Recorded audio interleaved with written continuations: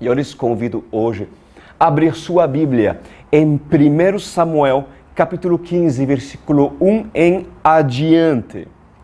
1 Samuel, capítulo 15, versículo 1.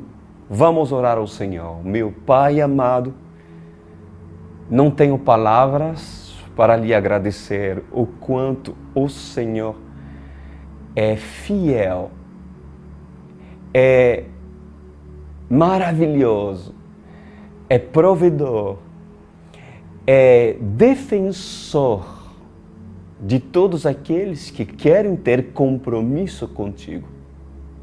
Pois nessa noite levantamos nossos olhos para os montes, porque certamente a revelação está lá.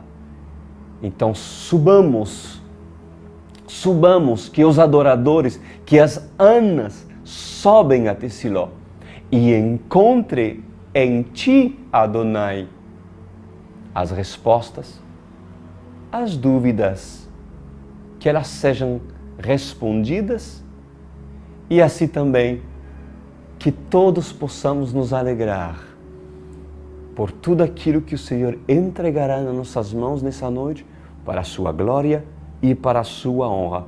E todos dizem amém. Glória a Deus.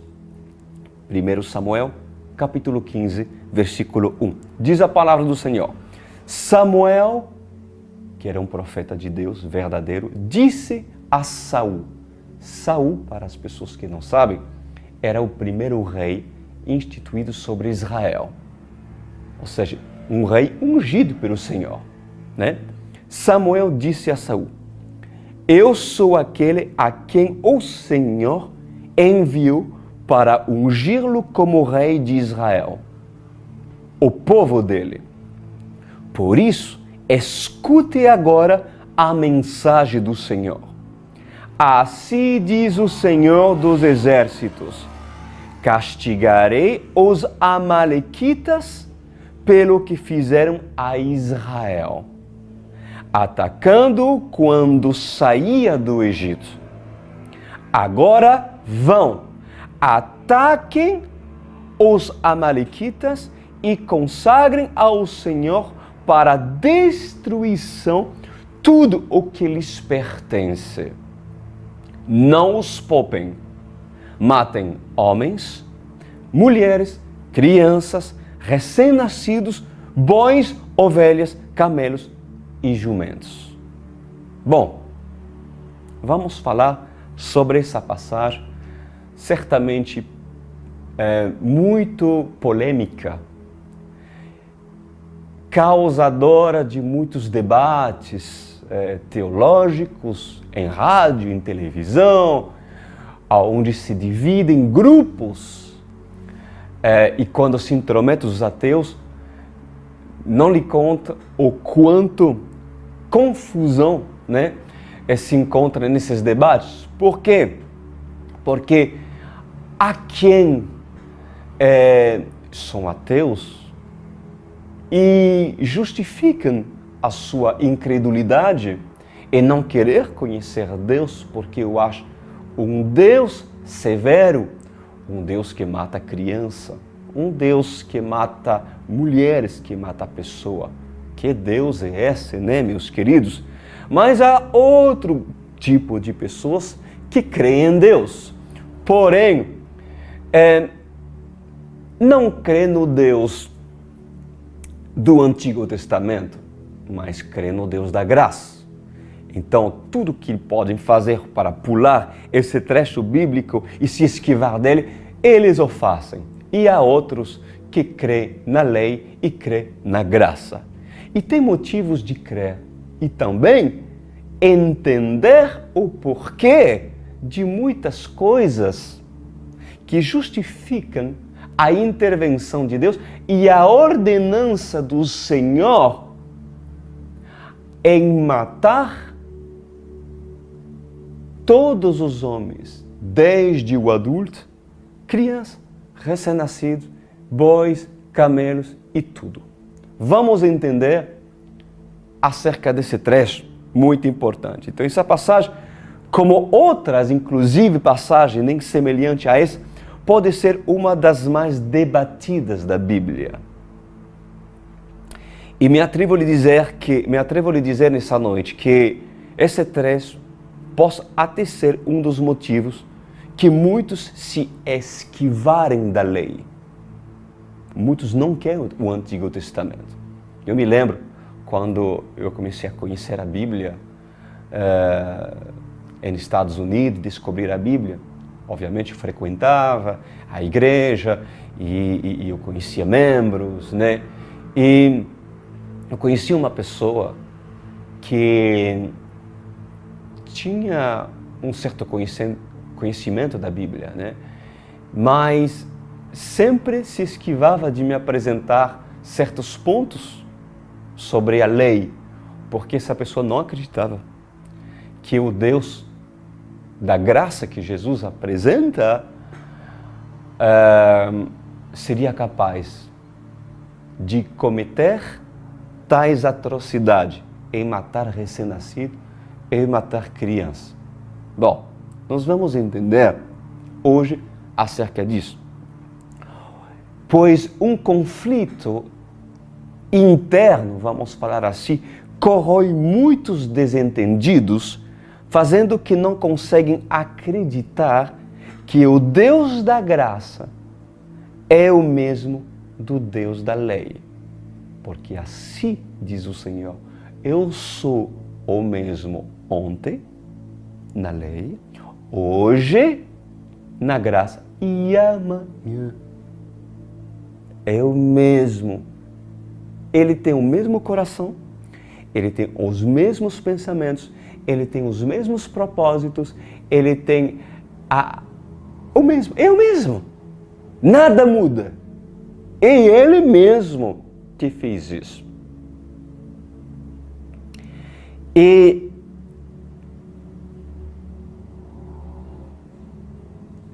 muitas pessoas têm um conflito muito grande nos seus pensamentos, nas suas convicções, ideologia, que o Deus que diz na graça, amai os seus inimigos e abençoai os seus inimigos. É o mesmo Deus que diz, por meio de um profeta verdadeiro que era Samuel, matam tudo.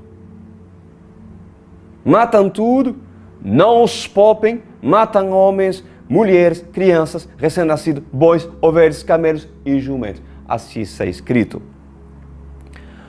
E outros, claro, não pode não entender, e quando se deparam com trechos e ordenanças de um Deus tão radical e certamente ao ponto de vista sangrento, né?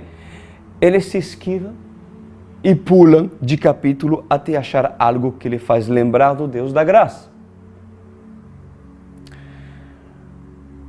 Pois já lhes disse, e eu continuarei lhe dizendo que há graça na lei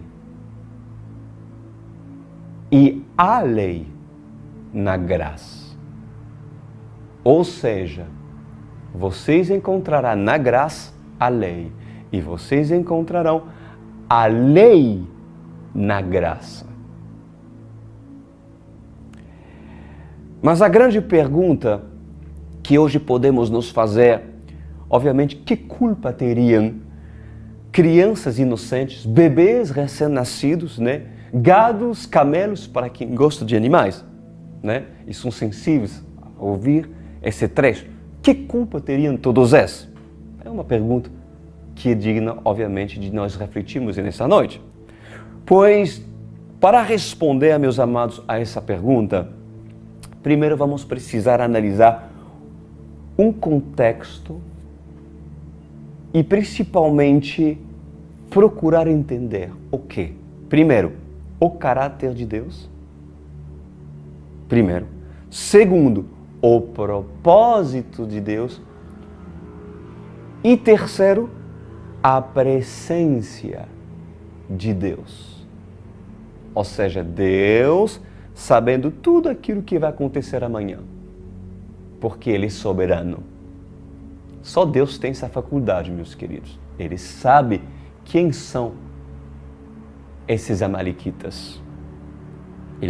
Ele conhece a essência deles e eles sabem o que eles estão dispostos a fazer no dia da manhã. Vamos começar, meus amados, a falar sobre o caráter e a personalidade de Deus. Quem é Yahvé para você? Quem é Jeová para você? Quem é Deus para você? Por que vocês acham que no dia da prestação de conta, muitos servos infiéis, dirão: Senhor, o Senhor é muito duro? Porque assim acontecerá, assim diz o Senhor. Muitos dirão: gente, eu servi ao Senhor toda a minha vida. E, obviamente, essas pessoas se achavam fiel, sendo que aos olhos do Senhor foram infiéis. E, por causa das suas infidelidades, o Senhor os levará para justamente num lugar onde haverá ranger de dente, ou seja, num lugar conhecido como o inferno. E essas pessoas dirão: eu que pensava toda a minha vida servir um Deus de amor, e hoje eu vejo é um Deus duro, e outras palavras que poderão usar essas pessoas incircuncisas que nunca quiseram entender o Deus da Bíblia. Olha isso. Porque essas pessoas não querem entender que nos atributos de um Deus santo e soberano, o Senhor, mesmo sendo amor, Ele também é juiz. E na presença divina, meus amados, o Senhor não somente conhece o mais íntimo do coração do homem, como também as escolhas de cada homem, ou as escolhas que cada homem decidirá tomar. Então vocês precisam entender que há pessoas que nascem para a perdição e há pessoas que nascem para a salvação. É difícil entender isso, né, gente? Mas isso apenas cabe a Deus,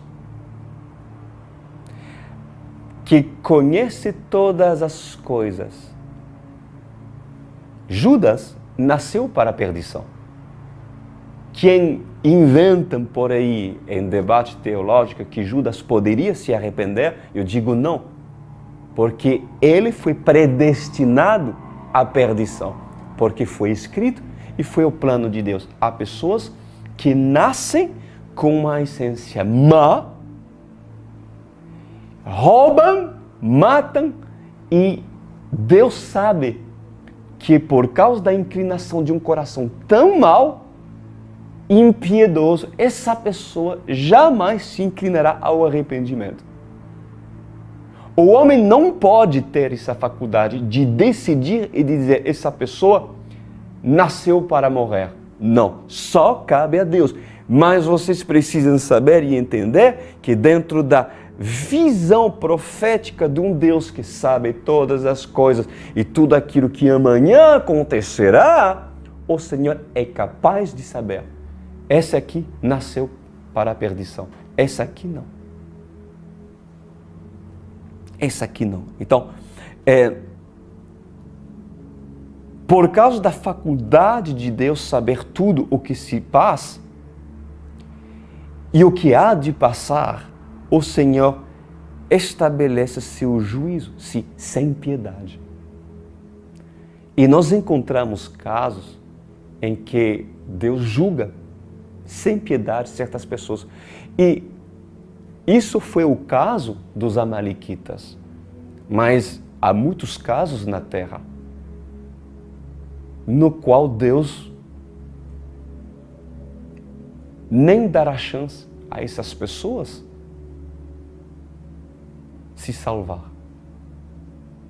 Porque são filhos da maldade, filhos da perdição, predestinados por causa de uma essência não apenas adâmica, má, mas que envolve uma essência de impiedade. E essas pessoas, por causa da impiedade, mesmo que o Messias passasse pelas ruas de Jerusalém, junto com a filho de uma jumentinha, pois essa pessoa jamais tomará o ramo de palmeira e o colocará para ele passar, porque o seu coração é endurecido e jamais reconhecerá o Messias ou a revelação. Então, na presença divina, amados, o Senhor, ele sabia que se o ungido do Senhor não matasse as crianças amalequitas e todos os homens, amanhã os israelitas seriam mortos por eles. Ali está. Ali está. Eu vou te fazer uma pergunta. Me responde. Tenta me responder. Pensa antes de você me responder. Mas vai ser bem fácil. Deixarias tu uma cobra venenosa no quarto do seu filho recém-nascido? Mesmo que a cobra seja criatura de Deus? Responde. Eu vou repetir essa pergunta. Deixarias tu uma cobra venenosa no quarto do seu filho recém-nascido, mesmo sabendo que a cobra venenosa é criatura de Deus? Por acaso, os amalecitas não eram criaturas de Deus? Certamente, você não deixaria. Certamente, você entraria num desespero e diria, matamos a cobra. Sim ou não? Certamente sim. Porque sabes que se tiver piedade da cobra, se tiver piedade da criatura, o que aconteceria? Você colocaria a risco a vida do seu precioso bebê. E certamente, mas não cabe dúvida, de que mais cedo ou mais tarde, a cobra irá matar a sua criança. E por acaso não é aquilo que Deus pensa? Não seria aquilo que Deus pensa? Sim. Os amalequitas, eles adoravam demônios, potestade, principados. O nível de envolvimento com a impiedade, as práticas, os sacrifícios de crianças que eles praticavam, adoravam deuses, Moloque e outros deuses que ordenavam inclusive sacrifícios dos seus próprios filhos. Sem contar as outras práticas de orgias, imoralidade sexual que esses deuses pediam como sacrifícios. Enfim, não seria por acaso uma ameaça tão grande, inclusive essa cobra picar ou se infiltrar no acampamento dos hebreus que deviam aprender a adorar um Deus só? Pois os amalequitas, eles adoravam demônios. Eram aqueles que se recusavam a fazer entrar, inclusive, os israelitas quando saíram do Egito. Porque quando o Senhor libertou os hebreus do Egito, lembra disso? Pois os amalequitas foram contra eles, foram contra os hebreus, atacaram os hebreus. Sim, meus queridos. Ou seja, não queriam do Deus que abriu o mar. Não queria de um Deus que fazia proeza e maravilhas. De um Deus santo, de um Deus justo. Eles não queriam isso. E entraram a atacar. A serpente, a cobra, a naja se levantou para se atacar. Por acaso, os amalequitas não seriam usados pela própria serpente para morder e matar a cria escolhida do Senhor? Ou seja, os hebreus? Com certeza que sim. Então, Deus sabe por quê. E quem é filho de cobra, cobrinha é. Serpente é. E quando uma serpente faz cria venenosa, o veneno permanece na cria. E não há como uma serpente venenosa produzir serpentes inofensivas. A essência do veneno faz com que é necessário que o Senhor, na sua presença, guarda e defende seus recém-nascidos, seus pequeninhos que querem e que serão ensinados a viver uma vida justa, correta diante dos seus olhos. Vamos continuar no versículo 4. Diz a palavra do Senhor: então convocou Saul os homens e os reuniu em Telaim, 200.000 soldados de infantaria e 10.000 homens de Judá. Saul foi à cidade de Amaleque e arrumou uma emboscada no vale. Depois disse aos queneus: retirem-se, saiam do meio dos amalequitas para que não os destrua junto com eles. Pois vocês foram bondosos com os israelitas, quando eles estavam vindo do Egito. Olha isso, olha isso. É diferente. Pessoas que não conhecem, olha isso, que não conhecem a verdade, o Deus de Israel, porém, que foram bondosos em aceitar que os israelitas, ao sair do Egito, pudessem assim passar pelo território deles. Ali sim, esses merecem serem poupados, sim ou não? Obviamente, mas quem quer matar, quem tem o veneno da idolatria, pois pela idolatria e pela essência do mal, são julgados impiedosos e Deus é implacável, porque Deus é um Deus santo e justo e também misericordioso, né? Então, a Bíblia diz no versículo 7, e Saul atacou os amalequitas por todo o caminho, desde Ávila até Sul, a leste do Egito. Capturou vivo Agag, rei dos amalequitas, e exterminou seu povo. Mas Saul e o exército pouparam Agag e o melhor das ovelhas e dos bois, os bezerros gordos e os cordeiros. Pouparam tudo o que era bom. Anota essa frase. Pouparam tudo o que era bom, mas tudo o que era desprezível e inútil destruíram por completo. Vamos estudar aqui vários pontos muito interessantes para a nossa vida espiritual. O primeiro é acerca da desobediência parcial.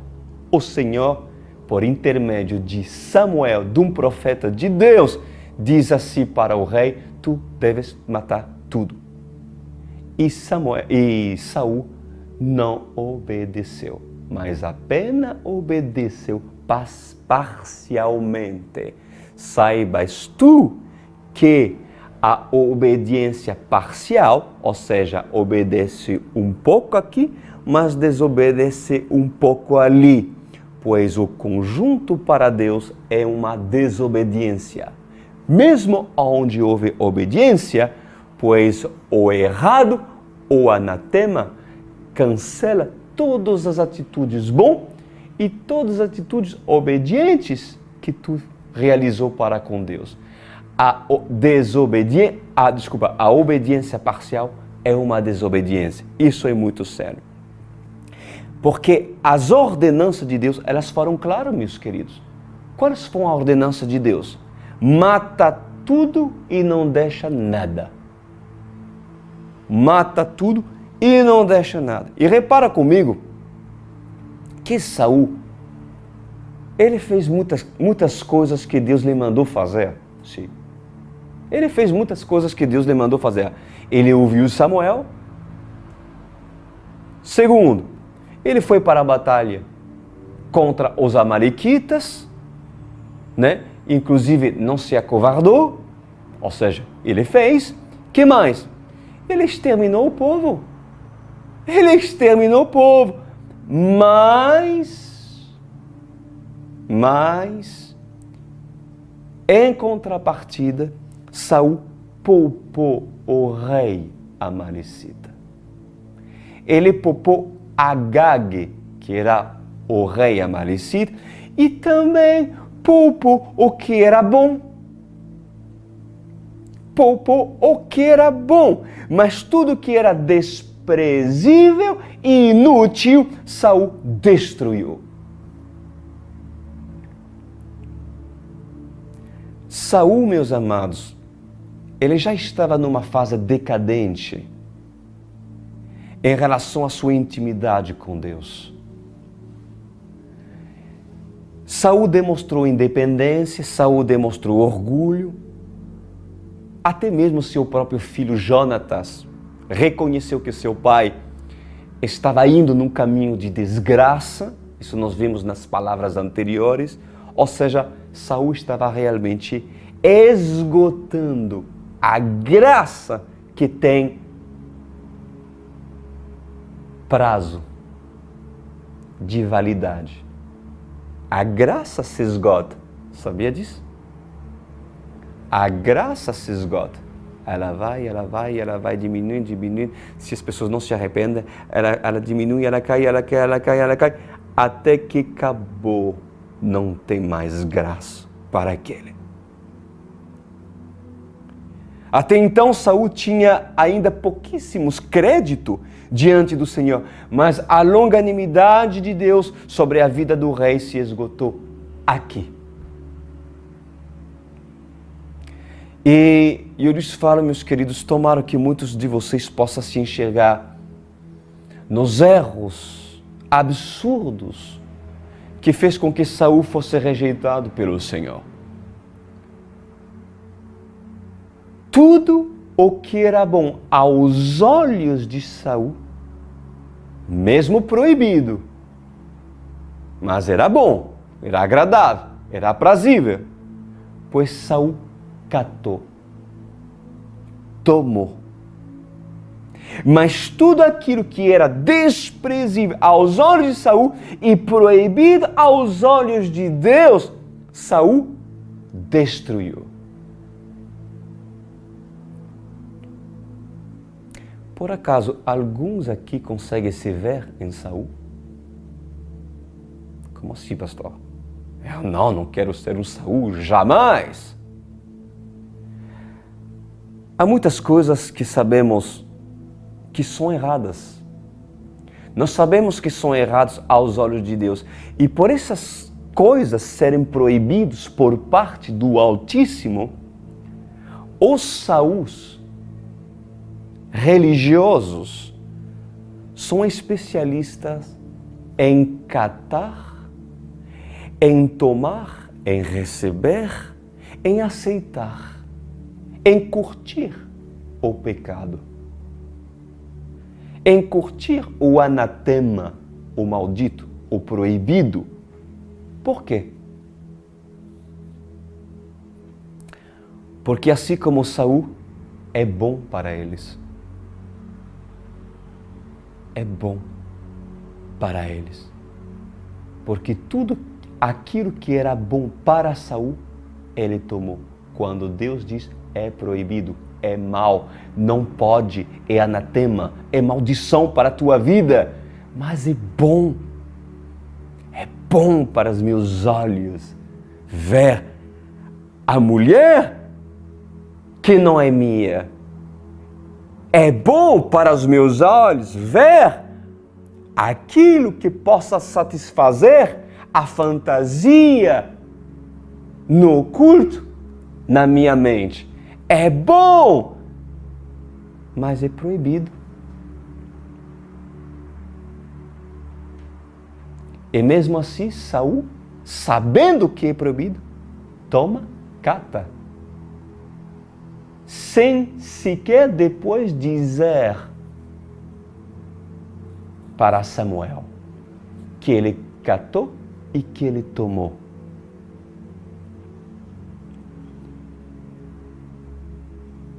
É bom para o prazer. É bom para o ego, catar, tomar. É bom em todos os sentidos. Em contrapartida, esses Saul,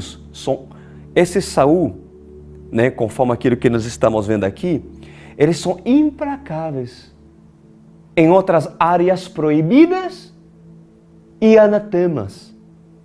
São rígidos com eles mesmos e com os outros. Esse Saul não tem piedade em matar a glutonaria porque não são glutões. Ou não tem problemas de matar a murmuração porque são pessoas muito positivas. Mas esses matam o que não lhe custa matar. Escuta isso. Esses matam o que não lhe custa matar, porque para eles o que não lhe atrai é fácil de matar. Porém, esses Saús lhe custam matar o que para eles ainda tem valor significativo e traz benefícios para eles. Traz benefício na sua carne, porque são carnais, traz benefício no seu ego, porque são orgulhosos, e traz benefício nas suas finanças, porque são ambiciosos. Pois esses pontos, meus amados, são mais características de um religioso que Deus rejeita. Se algum aqui consegue ver um pouco de Saul,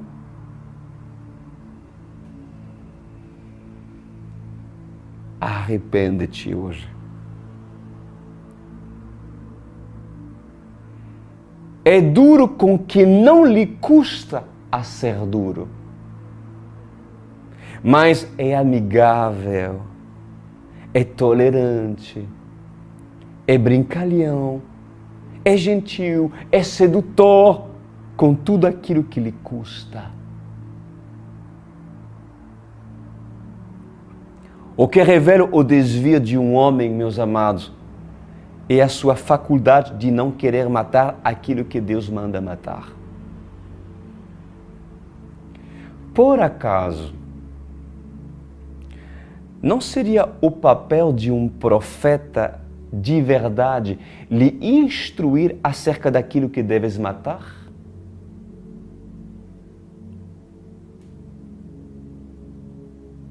Por acaso, não foi o papel de Samuel apontar radicalmente e estritamente o que deve ser matado? Saul? Sim, porque isso foi o papel de Samuel. O papel de um profeta, o papel de um líder de verdade é falar: tu tem que matar isso. As crianças? Ah, não, as crianças não. Os recém-nascidos? Ainda menos. Pois o papel de um líder verdadeiro é te ensinar o que tu deves matar para você viver e sobreviver. Porque na simbologia, para os dias de hoje, se tu quer prevalecer vivo aos olhos do Senhor e ter domínio no reino do Senhor e prevalecer no reino de Deus, pois ouve os profetas, ouve quando eles lhe dizem mata isso, mata aquilo. Porque se tu não o fizer, ou se você tampa seus ouvidos quando ele lhe dizer, ou porque você já se cansou de ouvir isso, ou porque você oculta, como Saul, em você poupar aquilo que lhe interessa, pois eu lhes digo, desgraça mais cedo ou mais tarde cairá sobre sua vida e sua casa. E não será por culpa de Samuel, que tem como função, como profeta, lhe mostrar e colocar nomes nos bois, nas coisas que o Senhor, em nome de Jesus Cristo, você deve matar.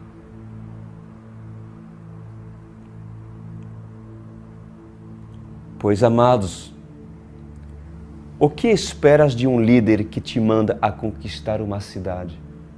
O que você espera de um líder em relação a conquistas? Vocês não querem conquistar? Se fala tanto de conquista. Hoje, é o ano da conquista, é o ano de não sei o quê. Vocês não querem conquistar? Não é errado conquistar. Mas é errado a forma que muitos falsos profetas ensinam a conquistar. O que esperas tu de um líder que te manda a conquistar uma cidade? Que tudo seja para você? E sua casa? Ou seja, pode ficar com tudo, não precisa matar nada, mas vai conquistar o reino de Deus, vai avançar, mas tudo pode, não mata nada, tudo pode. Deus é misericordioso, Ele é bondoso. Seja livre. Pois eu vos digo nessa noite, a massa popular evangélica procura falsos profetas que lhes direciona a poupar tudo. Até mesmo o que é detestável para Deus. Para quem não conhece a palavra de Deus e o Deus de Samuel, o que vocês acham que um ignorante da palavra escolheria? Uma cidade onde tudo pode ser teu? Ou uma cidade onde nada deve ser teu? Ou seja, uma pessoa que não conhece a Bíblia, ignorante, aparece dois profetas, um que ensina, essa cidade nada pode ser tua, mas tu vai ser poupado, tu vai ser livre, tu vai poder dominar no reino de Deus, no teu pedaço que Deus tem te dado. E outro profeta falso que diz assim, não mata nada, tudo é teu, seja amigo dos amalequitas, faz amizade mundano, vai, mistura-se, vai, traz o iníquo, traz o anatema dentro da tua casa. Gente, eles são pecadores e carecem da misericórdia de Deus. Vai, seja um político, seja amigos de todos e amigos de todos. Pois a ambição, a concupiscência e a falta de conhecimento das Escrituras certamente leva milhões de evangélicos a escolher discursos de conquistas que apenas os favorecem na carne e na concupiscência dos seus olhos. Eu? Fazer parte de um ministério onde não pode ter relação antes do casamento? Não dá, pastor Cris. Jamais. Espera aí. Como saberei que a minha esposa poderá me suprir, pastor Cris? Eu preciso testar antes. Eu? Fazer parte do ministério? Eu sou homossexual. E Samuel diz que devo matar sem piedade a prática da homossexualidade? Como assim, pastor Cris? Não quero. Há outros profetas que dizem que eu posso.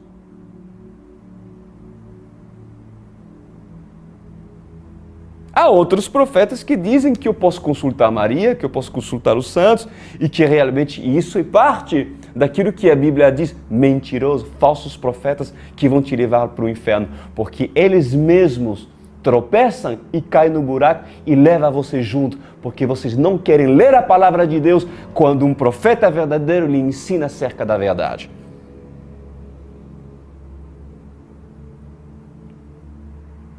O que muitos Saúls diriam?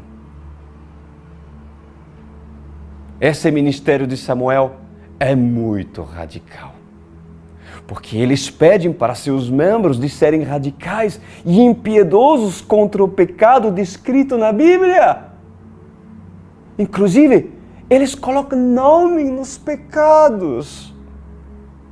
E não têm receio de pronunciá-los, inclusive. Mesmo que sejam crianças a matar, porque eles dizem, matem tudo. Ou seja, simbolicamente, uma área delicada ou polêmica a matar. A criança, recém-nascido, simbolicamente representa isso, porque há muitas pessoas que não querem e se recusam a matar certas maldições, coisas, porque são orgulhosos e apenas querem matar o que lhes convém. Pois eu lhes digo, essas pessoas não entrarão no reino de Deus, porque nosso Deus é um Deus que quer sua vida toda, que é um Deus radical, é um Deus 100%, que não negocia princípio. Essas pessoas nem Saul são. Porque eles nem concordam com o radicalismo e o ensino de ser duro contra aquilo que possa os atrair. Mas o que não sabem é que não matam tudo. O que não sabem é que se eles não matam tudo, eles serão mortos por aquilo que deveria ter matado. Como assim, pastor Cris? Se você não mata o pecado te matará. E o pecado tem uma lista. Talvez é o gado dos amalequitas, talvez são os amalequitas, talvez é uma mulher, ou talvez é uma criança. E essas pessoas têm uma simbologia e atrás dela se encontra uma lista pelo qual é necessário que tu saiba e ouvir os profetas a te dizer quais são as coisas que podem te colocar a risco e te impedir de entrar no reino dos céus. Pois escuta-me bem, meus queridos. Antes de Samuel chegar e avisar Saul, o rei Saul, antes dos profetas Samuel avisar tanto Saul como também os israelitas, pois você precisa saber que ele estava na ignorância. Saul estava na ignorância a respeito dos amalequitas. Estava na ignorância acerca do perigo que os amalequitas podiam causar. E ali justamente cabe o versículo que diz assim que Deus não leva em conta o tempo da ignorância. Olha isso, Atos 17:30, que diz assim, no passado Deus não levou em conta essa ignorância, mas agora ordeno que todos em todo lugar se arrependam, pois estabeleceu um dia em que há de julgar o mundo com justiça, por meio do homem que designou. Olha, gente. Agora, porém, Eu falei antes de Samuel chegar até Saul. Ele não sabia sobre os amalecitas. Porém, depois de Samuel falar e Saul saber o que era errado, Saul não passou a ser mais ignorante, mas sim conhecedor da verdade, conhecedor do perigo, conhecedor da ameaça. E nesse caso, o juízo de Deus é muito mais severo. E houve, com certeza, muito mais severidade, meus amados. O Senhor tem nos ensinado muito nessa noite. E eu sei que muitos talvez reconhecem Saul, ou talvez se reconhecem em Saul. Que tal você se dar a chance de poder resgatar sua vida e da sua casa? Porque o prazer de não matar e de poupar aquilo que lhe atrai e aquilo que é bom para a sua carne traz prazer momentâneo. Mas amanhã, esse prazer de poupar criança amalecida, recém-nascida, mulher e homem e gado será usado contra ti, para te matar. É assim que o pecado faz. Fecha os seus olhos. Pai amado, quantas pessoas ainda toleram o gado amarecida, o camelo, uma mulher, um homem, relacionamentos amalecitas, cujo o veneno da áspide, se não remediar e não matar radicalmente a serpente, quanto menos esperamos, essa serpente se levantará e entrará no quarto do recém-nascido e matará o precioso filho que o Senhor colocou ao mundo do reino de Deus. Se essa pessoa não matar aquilo que deve ser matado, essa pessoa morrerá. Por que, Senhor, devo ser tão radical?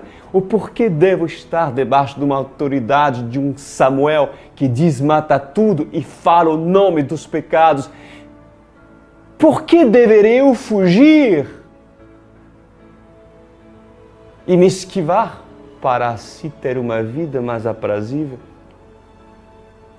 e conquistar as cidades que me convém conquistar para o prazer, porém para a perdição?